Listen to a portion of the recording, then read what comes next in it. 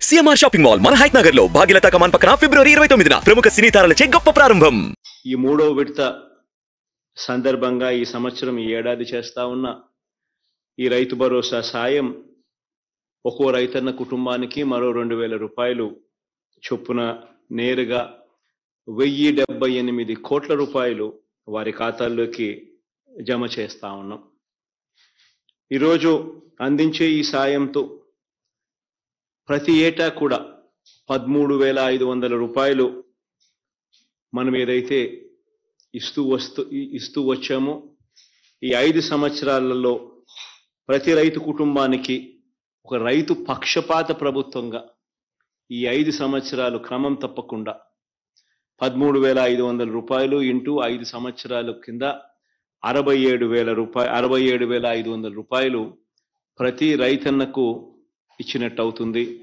ఈరోజు ఇస్తా ఉన్న ఈ మూడవ విడత సహాయం కూడా కలుపుకుంటే ఇలా ఈ 53,58,000 మంది రైతన్నలకు అందించిన సహాయం కేవలం ఈ ఒకే ఒక్క స్కీమ్ వైఎస్ఆర్ రైతు భరోసా పిఎం కిసాన్ అనే ఈ ఒకే ఒక్క స్కీమ్ ద్వారా అక్షరాల 34,288 కోట్ల రూపాయలు ఈ ఒకే ఒక్క పథకం ద్వారా రైతన్నలకు పెట్టుబడి సహాయంగా, రైతన్నలకు పంటలు వేసే సమయంలో రైతన్నకు దన్నుగా పెట్టుబడి సహాయంగా అందించాం.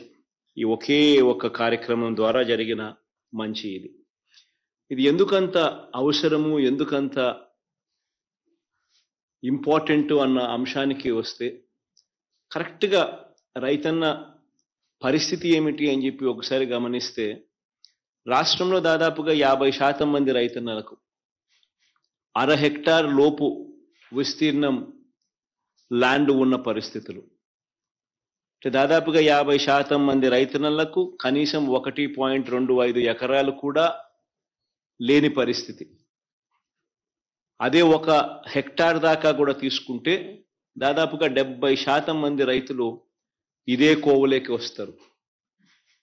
మరి ఈ 50% మంది రైతులు, ఈ 70% మంది రైతుల పరిస్థితి ఏమిటి అని అంటే ఈ పెట్టుబడి సహాయం అనేది లేకపోతే వీళ్లకు రుణాలు అందడము కష్టము. ఈ రుణాలు అందని పరిస్థితి, రుణాలు ఒకవేళ వచ్చినా ఆ వడ్డీలు కట్టుకోలేని పరిస్థితి, ప్రైవేట్ రుణాలు అయితే మరీ ఎక్కువ వడ్డీలు, ఆ వడ్డీలు, ఆ రుణాలు, ఆ చక్కెర వడ్డీలు, ఇదే పరిస్థితిలో రైతన్న సతమతం అవుతా ఉన్న పరిస్థితి. ఈ రైతన్నలు ఏదైతే ఈ 50% మంది రైతన్నలు ఏదైతే 1.25 ఎకరాల లోపు ఉన్నవారు ఎవరైతే ఉన్నారో వీళ్ళందరికీ కూడా ఒక గొప్ప మేలు జరుగుతూ ఉంది. దాదాపుగా వీళ్ళు వేసే పంటల్లో 80% పంటలకు అయ్యే 80% ఖర్చు ఈ 13,500 రూపాయల్లో కవర్ అవుతుంది.